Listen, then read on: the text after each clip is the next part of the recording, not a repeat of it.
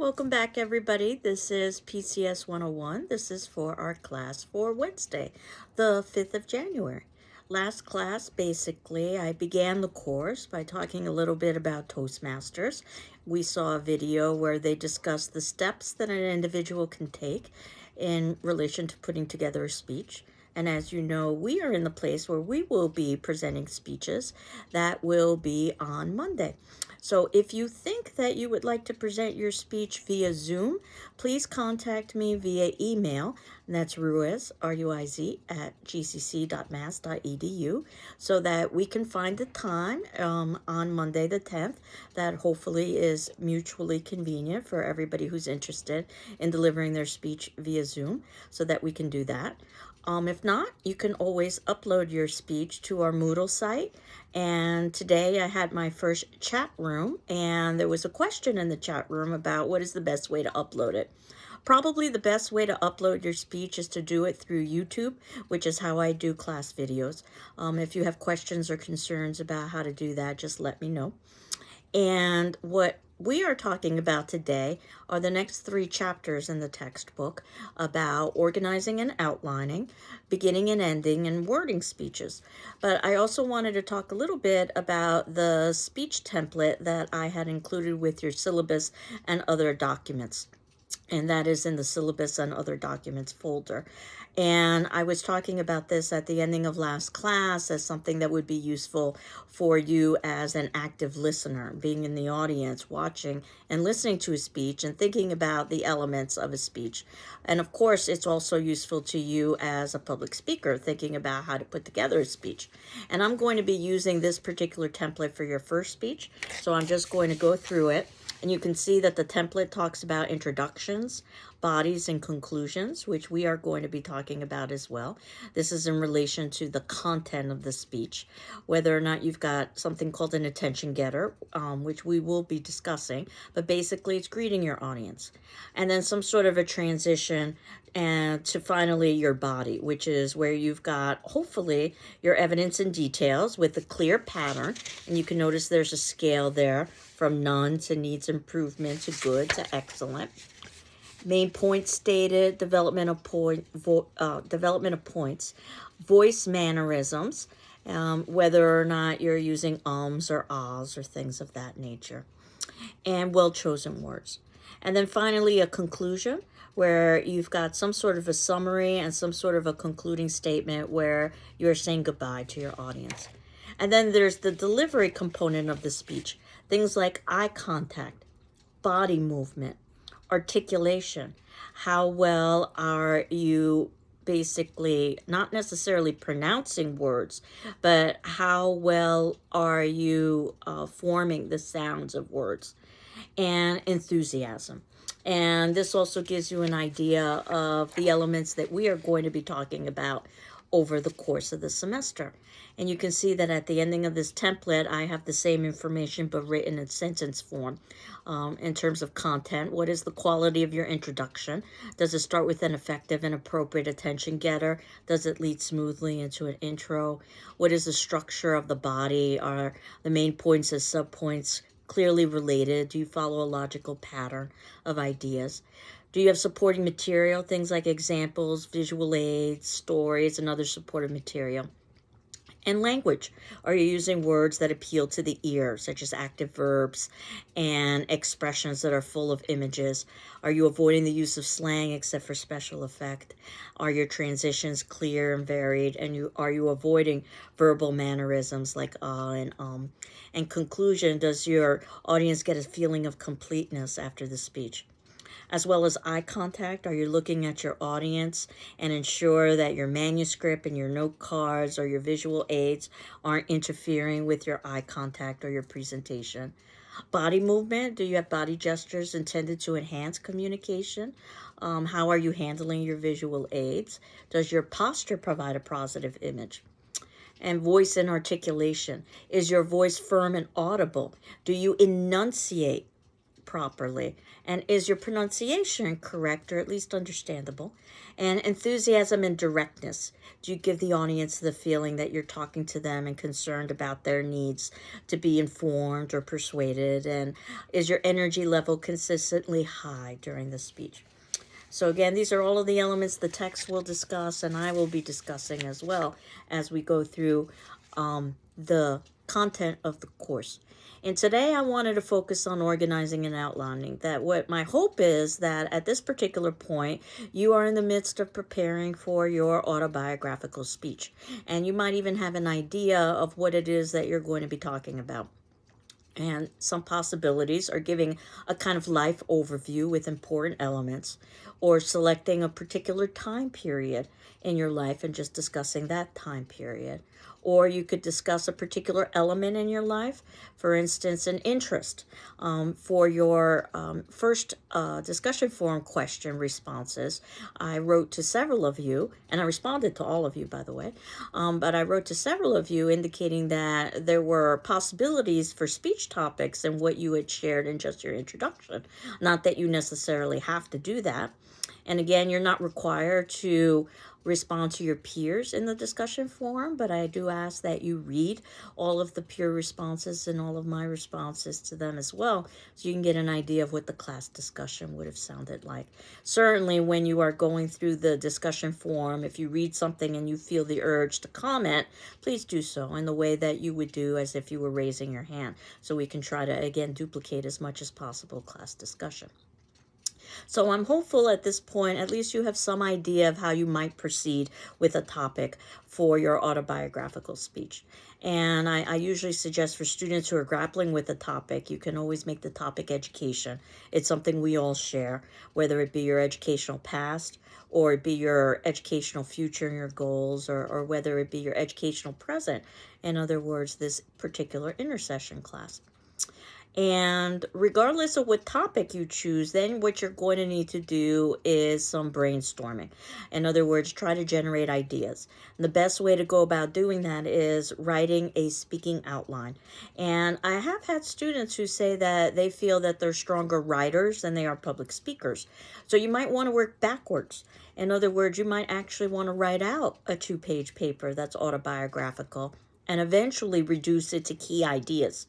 And in fact, this is something that I suggest in my composition and English classes. Students who will say that they feel more comfortable speaking than they do writing. What I suggest is that they record themselves speaking the topic of the paper, and then they transcribe that, and ultimately that could work as a rough outline. But remember that the outline that you will want to use when you are delivering your speech will be key words and phrases. So you might start with a more detailed outline, but you want it to look something like probably the outlines that I'm giving at the ending of our videos. We'll talk about different techniques that you can utilize for outlines. The textbook does as well. I think that what the textbook offers us for outlines, those examples are much too detailed. That said, if you didn't hear the speech and you just read the outlines, for instance, on shark attacks, well, then you'd have a very clear concept of what the speech was about. But I don't think that would be very useful in the context of delivering a speech, because if you needed to refer to the outline, you probably wouldn't be able to find the information that you needed, which means that you would need to break eye contact with your audience and instead focus on the outline, which is not what you want to do. There are advantages to outlining and organizing. It's easier to remember because you've gone through the process already of putting it together. It's easier to present because, again, you've basically rehearsed in some ways the content by putting together an outline. It makes you more credible and more persuasive as well, because ultimately your arguments are probably well put together. Or certainly they're put together better than they would have been if you hadn't gone through the process of organizing and outlining. You need to have a thesis, which is some sort of a central idea. It's something that we talk about in terms of writing papers as well. And the organizational plan, how you're going to formulate your arguments, this is something that you, I suspect, have grappled with when you've written papers. That there are lots of different ways that you can go about organizing an argument, whether you do it in written form or in verbal form.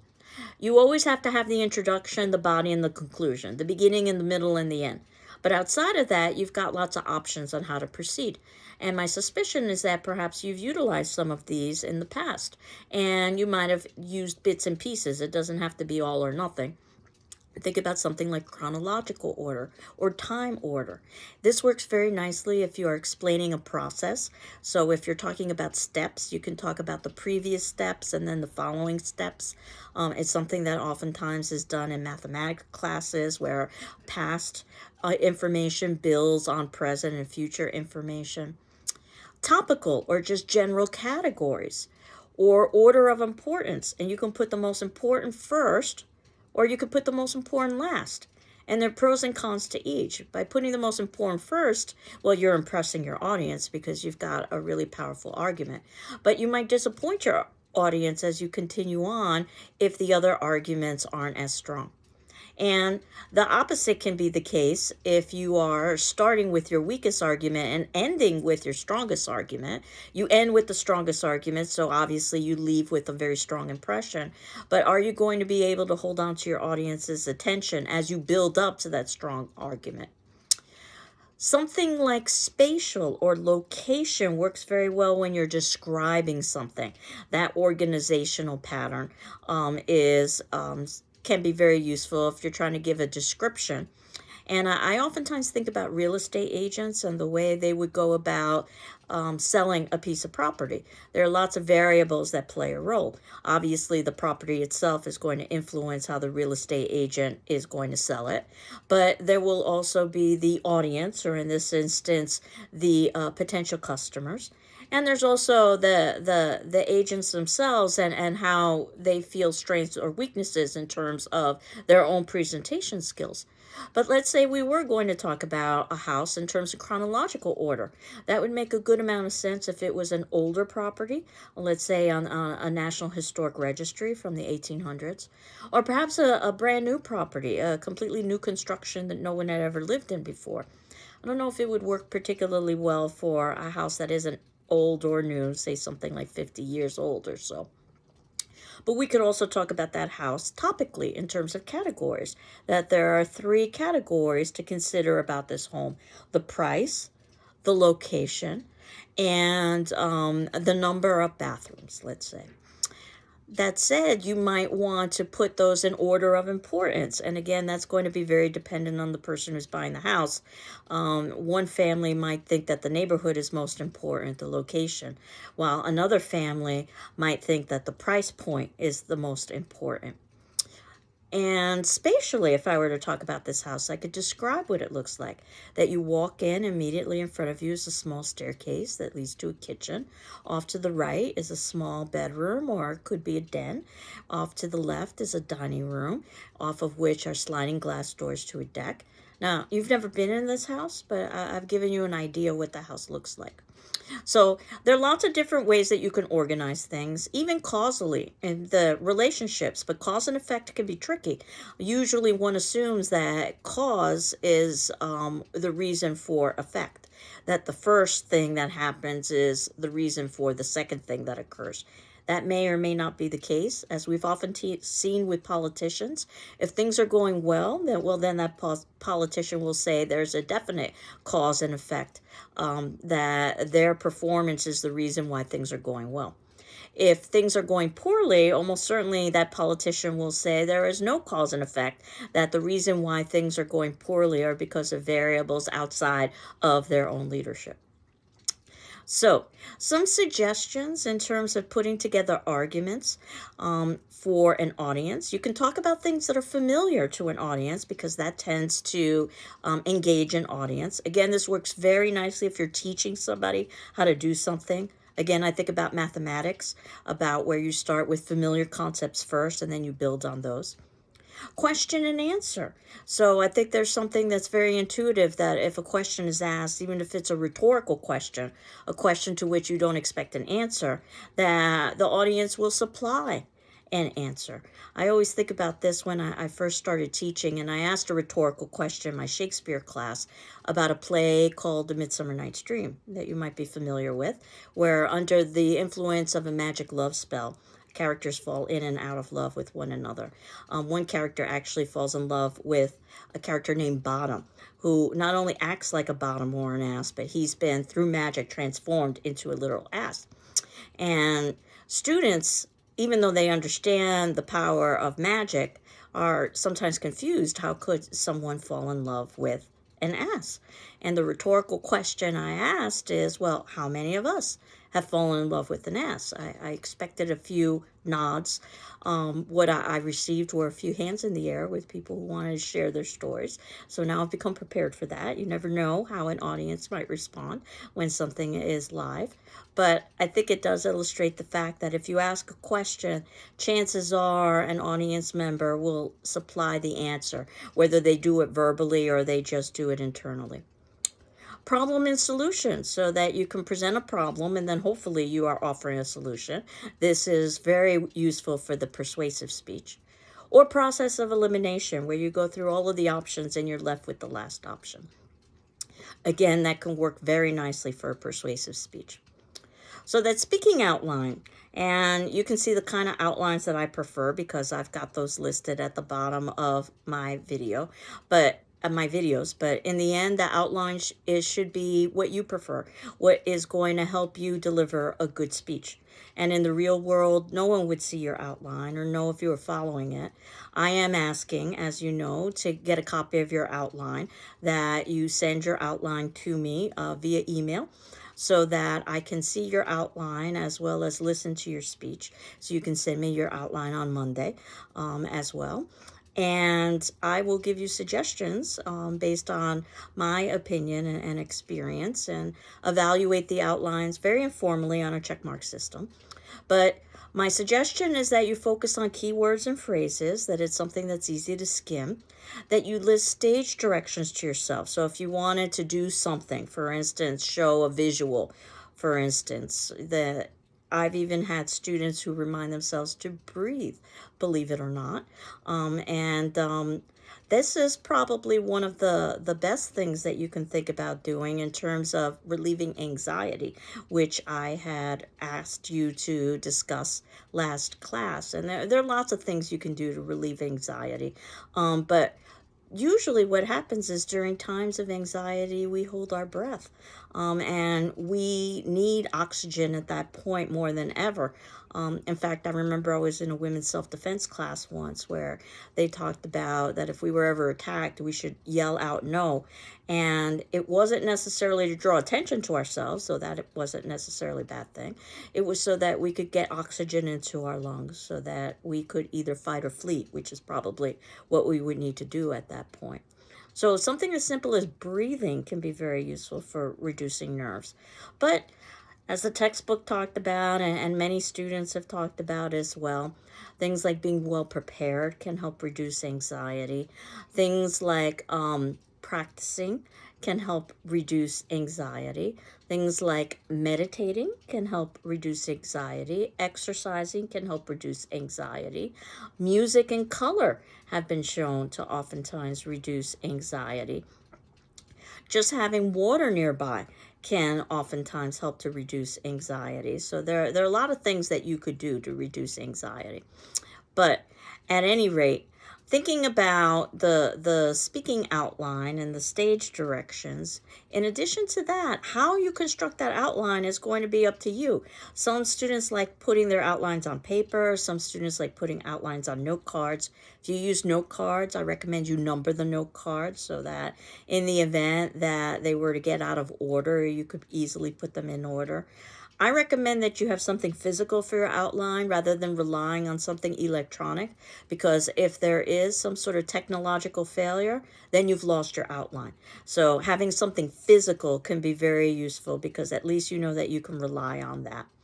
And there are examples of outlines. One is on page 119, if you're using the version of the text I had ordered for the class, about drunk driving. Again, I think those examples are much too detailed for the kind of outline that you would be using over the course of the semester that would be most useful to you.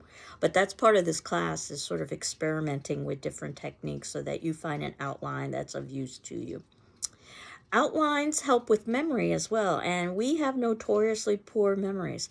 Some studies have shown that we can remember anywhere between plus to minus 7 items to plus to minus 3 items. Think about minus 3. That means 2 or 1.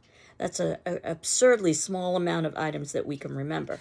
Now, obviously, we can remember much more than that, and there are techniques that we use to remember more than 3 items, things like chunking, grouping like items together, or mnemonic techniques. These are memory techniques, things like songs or jingles or acronyms where you're using the first letter of each word to remember something.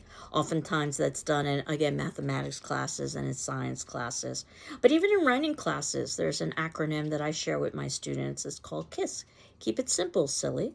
Though you might have heard it, keep it simple, stupid. I think that's a little harsh. Repetition. The more often you repeat something, the more likely it is that you're going to be remembering it. It's one of the reasons why pop songs are so powerful, that you've heard them so frequently that probably you are not likely to forget them. So I can share my story. I'm notoriously poor with remembering things like phone numbers and addresses and so forth. And yet I can very easily remember 867-5309, which actually was a pop song of the 1980s that was revived a couple decades after that. So I'll spare you all by not singing that song, but that is clearly embedded in my memory, while other things that are much more important are not. So that goes to show the importance of repetition. So those are the major things that I wanted to cover about organizing and outlining. That would be chapter 7 of the text that I had ordered. If we moved on to chapter 8, beginning and ending speeches.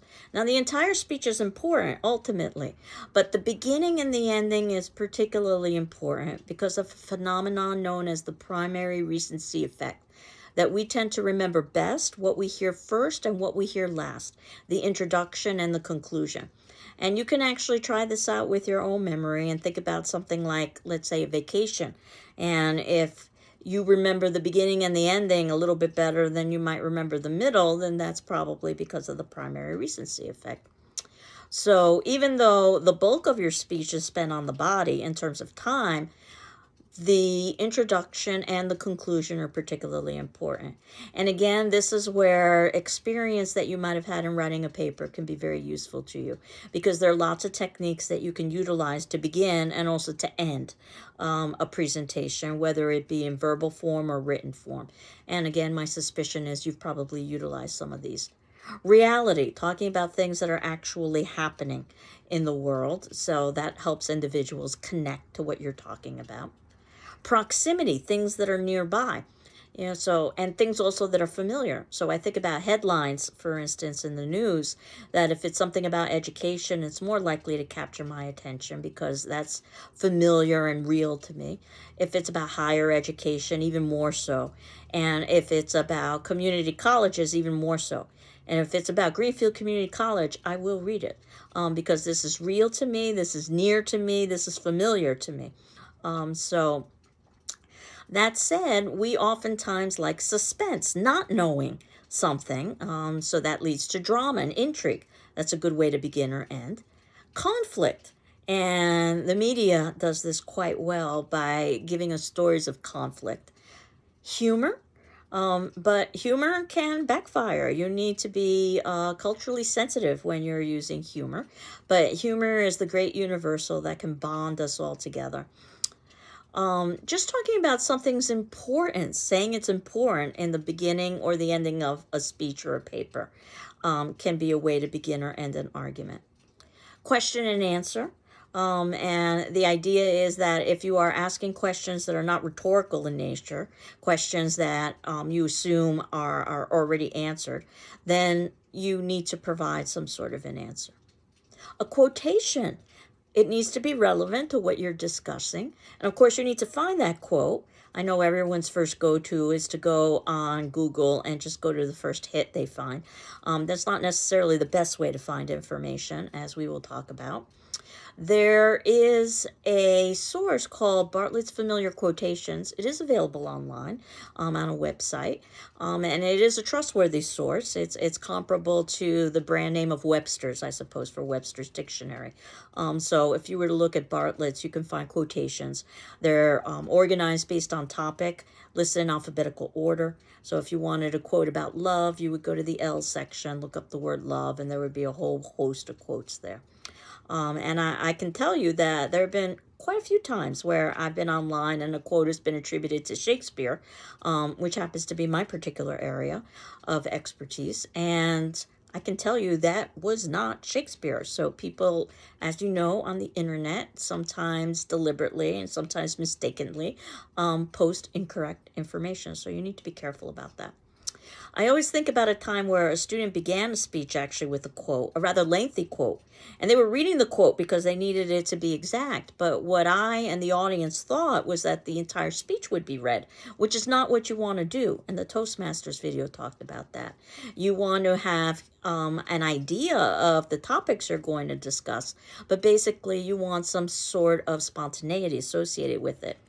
And what I had recommended to that student is if that student had just began the speech by saying something to the effect of, let me begin with a quote, then all of us would know that the reading that was occurring was going to be temporary in nature, because eventually that student would shift from the quote to the speech itself. Storytelling. People love stories. It's a great way to begin or end a speech. Again, it's got to be relevant to the topic that you're discussing. And personal references as well, because people usually have an interest in the person who is speaking. That's another way to begin or end. Some sort of a startling statement. Now, you remember that I told you a story last class about a student who actually started to disrobe while giving a speech. So this was a student who tried to startle the audience, and it worked very badly. But I do remember a time where a student tried to startle an audience. It was my student, actually, where it worked quite well. And it was an informative speech about the, well, actually, let me begin by giving you the context of the situation. It was an in-person class, approximately 3-hour class, long class. We were on break. I really wasn't paying attention to what was happening. Nobody was really paying attention to what was happening because this was towards the ending of the break. And then I hear someone begin to choke in the back of the classroom. So I look up and I see a person who's choking, and a million thoughts run through my mind about how I need to get to this person. I need to call security. I need to perform the Heimlich maneuver. But before I could even leave my desk, a classmate of the choking victim performed the Heimlich, and out popped a rolled ball of paper from that person's mouth. And as it was quite surreal, and as we were all looking at this rolled ball of paper, the person who had performed the Heimlich calmly walked to the front of the room and announced that what we had just seen was a simulation. But if it had been real, would we have known how to provide assistance and do the Heimlich maneuver? And that their speech, which, by the way, they were scheduled to give right after break, was about the Heimlich maneuver. It was quite clever because everyone had great investment in listening to the speech after this situation, because everyone, myself included, had just been confronted with the reality of perhaps needing to perform the Heimlich right then and there and not necessarily being completely certain if we knew what to do. So you take a topic that's rather dry, you make it quite relevant and quite interesting. And yes, things could have gone wrong. All of this had been planned ahead of time, right down to the fact that this student knew that there would be a break before they would be delivering their speech. Their friend pretended to choke. They had put a rolled ball of paper in their mouths, and the speaker pretended to perform the Heimlich. But I always wonder, can you imagine if that speaker didn't make it to the, quote, choking victim, unquote, in time, and someone else had performed the Heimlich? I mean, you can actually break ribs performing the Heimlich, but luckily everything went well. So sometimes doing something startling can be very effective, but again, you've got to be cautious about it. Just forecasting and summarizing is a good way to begin and end a speech. In other words, in the introduction, telling us what you're planning on talking about, in the body, talking about it, and in the conclusion, reminding us what you talked about. So that leads us to the last chapter I'd scheduled for today, chapter 9. This is wording your speech. And keep in mind that we are focused on the oral style, not the written style. So when you're writing a paper, you have the luxury of time where you can do edits and revisions. You don't necessarily have that in the moment when you're delivering a speech. So the oral style is much more conversational. You want it to sound as if you're having a conversation with your audience, which means that you are probably using simpler vocabulary and shorter sentences, and it's less formal. So in other words, the written style is the exact opposite. It's much more academic, not conversational. It's more complex vocabulary. It's longer sentences, and it's definitely more formal. So one of the things you can do in terms of thinking about language is think about definitions, and that you can play a little bit with definitions as well and introduce your audience to definitions. For instance, we usually define what a word is. You can do something that's called a negative definition, which is defining what a word is not. So for instance, I could tell you by wealth, I don't mean money. I mean health and happiness. So I've just defined what it is not. So that lays the context for the rest of my presentation. And talking about context, you can have a contextual definition, which is determined by the situation or the context. And if you think about it, think about a word like brief, where if I were using this, let's say, in a writing class, well, it probably means to be concise. But if we were in a fashion design class, it's probably an article of clothing, brief. And if we were in law school, it's probably a legal report, a brief. So depending on the situation, that's going to influence the meaning. And one thing about definitions that was not in the textbook is about the denotation and the connotation of a word.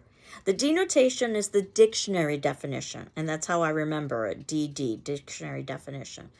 But the connotation can be very different than the denotation, the associations of a word. So two words might have the same denotation or dictionary definition, such as cheap and frugal. You don't spend a lot of money. The connotation is very different. Cheap is viewed as negative. Frugal is viewed as positive. So you want to think a little bit about the language that you're using. Again, you're not going to be able to be as precise as you would be if you were writing, nor should you try. But that said, that obviously words have significance and emotional impact to them. So you want to try to be aware of the language that you're using. And there are advanced techniques in terms of wording speeches. I think about some of those great speeches. For instance, the Martin Luther King, I Have a Dream speech, where they seem poetic, they're literary. That said, it's something to aspire to, but it isn't necessarily something that you have to try to hold yourself accountable for, because we're at the point where we're trying to remember to breathe, to say hello, and to say goodbye to our audience, and be somewhere within the time frame, which is 5 minutes.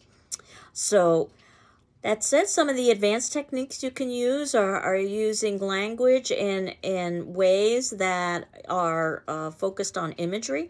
Things that relate to the senses can assist with visualization. A metaphor, when you're comparing two dissimilar things without using like or as. If you use like or as, that's not a metaphor. And if you wanted to think about that, cold as ice, as opposed to saying something where you are comparing. Actually, I remember a practice speech that I heard where this person was comparing themselves to a color. Actually, it was their autobiographical speech. So rather than using a simile and saying something like, I am like red, instead, what they were doing is saying, I am red. So they literally compared themselves to the color, which is a metaphor. And it was actually rather clever. They were talking about all of the associations with the color red that would relate to their personality. However, as the speech progressed, it became a little bit more difficult to follow the line of reasoning. It wasn't quite so clear, and it wasn't quite so concrete. And I'll never forget this speech because the speaker was wearing a green shirt. And certainly you can wear whatever you'd like. In fact, this is one of the pieces of advice I have for reducing nerves, is to wear something that you have some certain level of comfort in. I mean, that said, obviously you want to be presentable to your audience and respectful, but I always suggest don't wear something new when you're giving a speech, because you just don't know how it's going to feel when you're wearing it. But for this particular speech, where this student was talking about being the color red, it would have been so nice if they had been wearing something that was red rather than green. But as I had indicated, we'll be watching some practice speeches over the next couple of classes for autobiographical speeches first, but we'll do the same for informative, which is our next set of speeches, and finally for persuasive.